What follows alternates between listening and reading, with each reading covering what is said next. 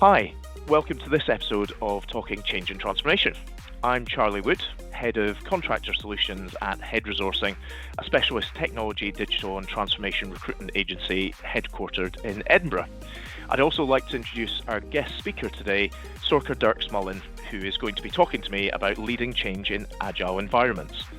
Sorcha's career in change and transformation spans manufacturing, transport and the service sector. And with over 15 years experience, she's delivered measurable commercial results for both clients and colleagues by improving processes and ways of working. Sorcha currently leads the change management team at Hymans Robertson, where her focus is on delivering strategic firm-wide initiatives and supporting people through change. Utilising her extensive change experience, she works to bring colleagues on the journey, ensuring new processes, systems and collaborative approaches land successfully. Earlier in her career, Sorcha worked internationally in lean and continuous improvement roles, including time in Singapore with Dyson. She's passionate about diversity of thinking and has championed returnship programs to help people re-enter the workplace. Sorcha, thank you so much for being here. Thank you, Charlie. A great introduction, and I'm delighted to be here. Excellent stuff. Can I start us off by asking how Agile has altered change management? Absolutely. So over the space of my career, which has been quite a few years, I've definitely noticed a real difference because I started and everything within change and transformation was very much worked on in a waterfall style project. But here and now, I definitely feel that we've moved away from those rigid plans to much more like adaptive and people-centered approaches.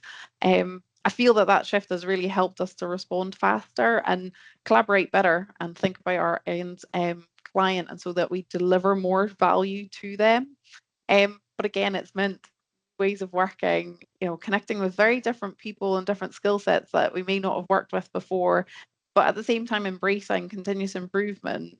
But again, you always end up, maybe touching a bit on failure. So it's been an interesting time to just see how that's changed. And you mentioned the Dyson experience. I think for me, that really was a key turning point for myself then of watching, what does agile mean, and, how do we work in that way? And I think, James Dyson creating over 5,000 prototypes to actually get to his first bagless vacuum.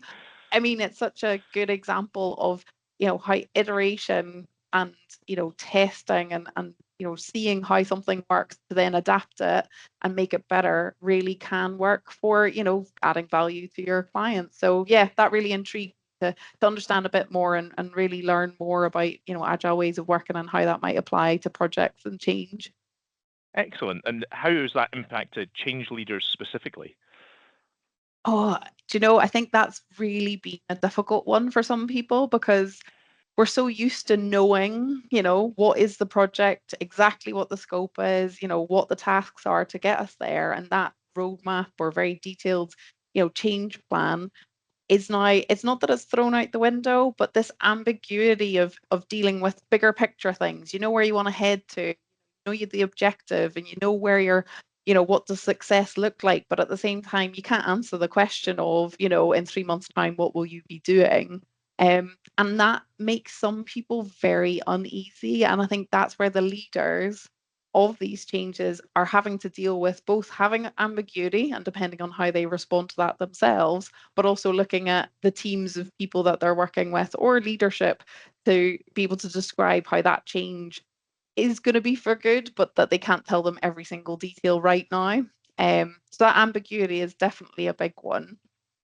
I also feel that we've had to be very adaptable, and again, this element of bringing in different people, working in multidisciplinary teams, probably moving away from doing all your research up front to then trying things out, maybe getting your initial needs there, but then using wireframes or mock-ups to test systems or processes with your end user to actually then adapt and maybe pivot as to what the focus is. So I think that's always been I think we've always dealt with that, but at the same time, it's just much more obvious within the agile environment. Build it as you go approach. Yes, exactly. Yeah.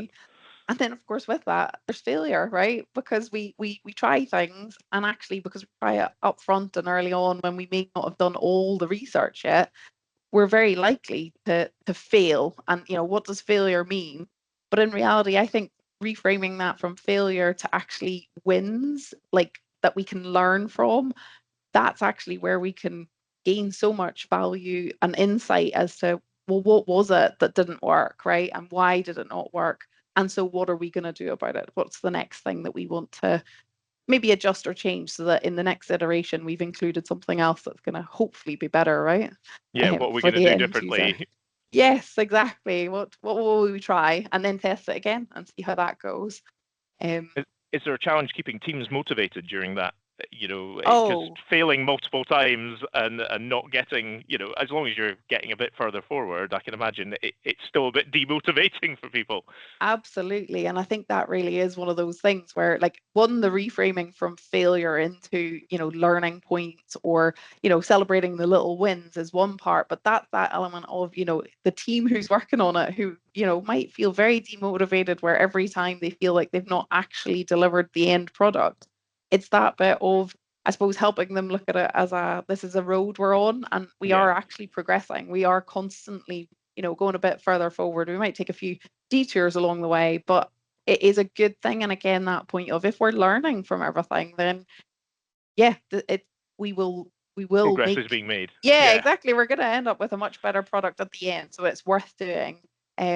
Yeah. So I think the one thing that I find though is, like, that last bit as well is with the people, it's being able to prioritize, because if we're asking the teams or even just different, the people who may be impacted by the change to feel like they're just constantly being bombarded by different changes, different new systems, different processes, it can feel very difficult for them as well. And I think that's the other part that I think change leaders have need to do and have had to do moving into the agile way of working, is to focus on one or two things and get them to done, rather than trying to maybe do a little bit of everything. Because again, with the agile way of working, you may not get to the end point straight Yeah. away.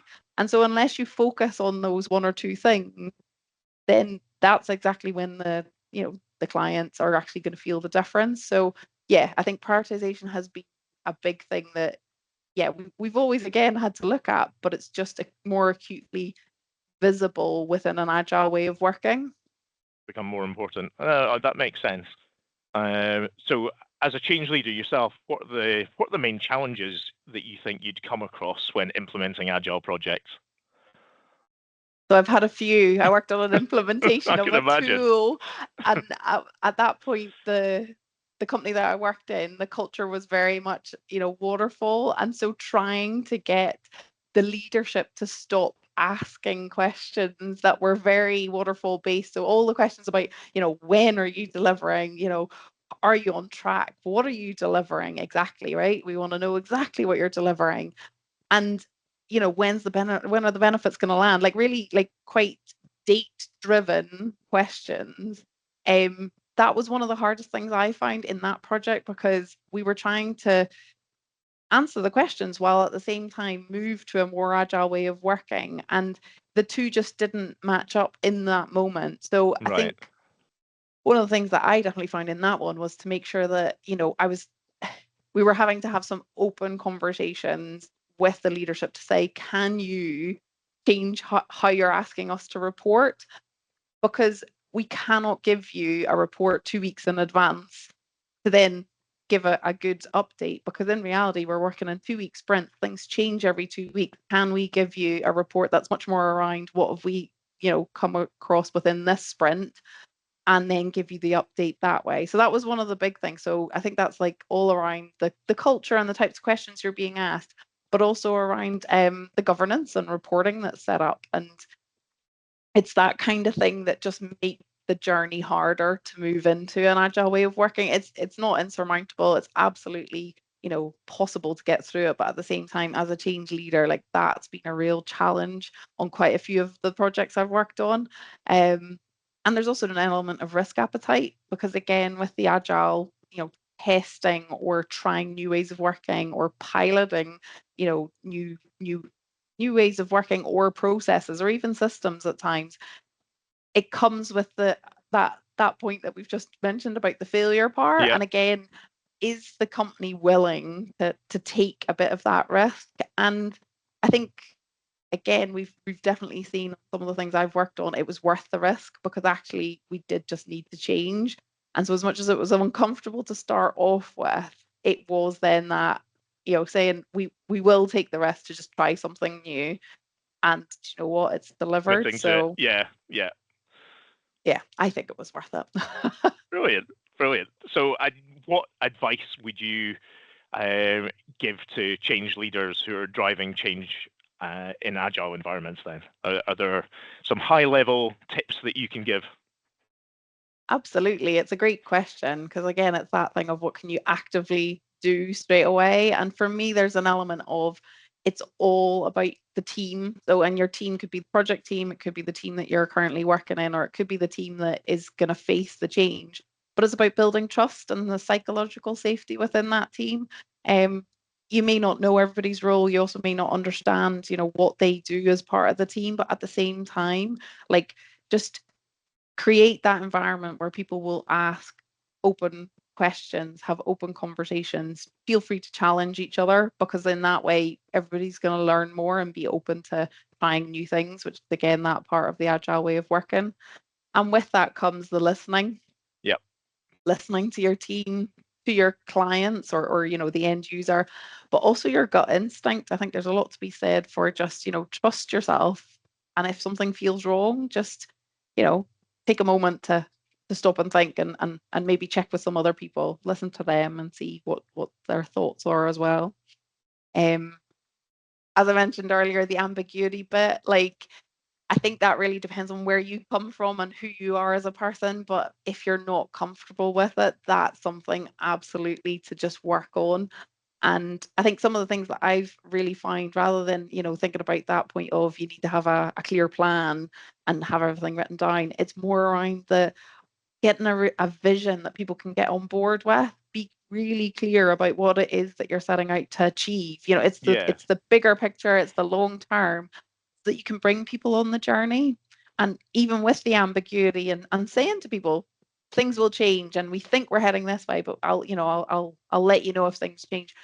I think that again is something that really has helped me to get people to just come on board, understand the big picture, but at the same time know that they have a part to play in getting to that end result.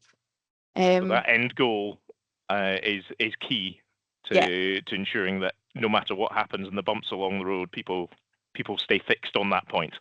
Yes, absolutely. And then there's some parts again about the being willing to say no or to stop the change, because again, if you're not then delivering to that end goal or that objective that you're trying to head towards, there's no point in continuing unless we're really going to have that end outcome. But also with the commerciality, because we on a lot of these change programs, we use a lot of people's time, but also people's efforts, and we want it to be for the right objective and the right vision so that we're actually going to head there. So getting that thinking about your commerciality, is it still worth doing what we're doing because it is actually getting us to where we want to go? So yeah, I've taken a moment to say, do we need to stop or do we continue because we are happy that we're on the right track? Yeah, just that check-in. Yeah, absolutely. And the very last one is just this element, because I think we're seeing it so much now, of changes is just massive and there's so many new things out there, but just be constantly curious. There's new skills, there's new tools, there's new approaches to learn, and I think being open to those and being curious about how they might help you is definitely something that I think just helps any leader in change to just adapt. Again, it comes back to the adaptability side. Brilliant. That's great. Hopefully that's helpful. I think that definitely is. That's been a great chat. Thanks very much for that, Sorcha. And thanks for taking the time to talk to us today. So we hope everybody found this episode of Talking Change and Transformation useful. If so, please look out for the other episodes in the series, and have a great day. Thanks again, Sorcha. Thank you.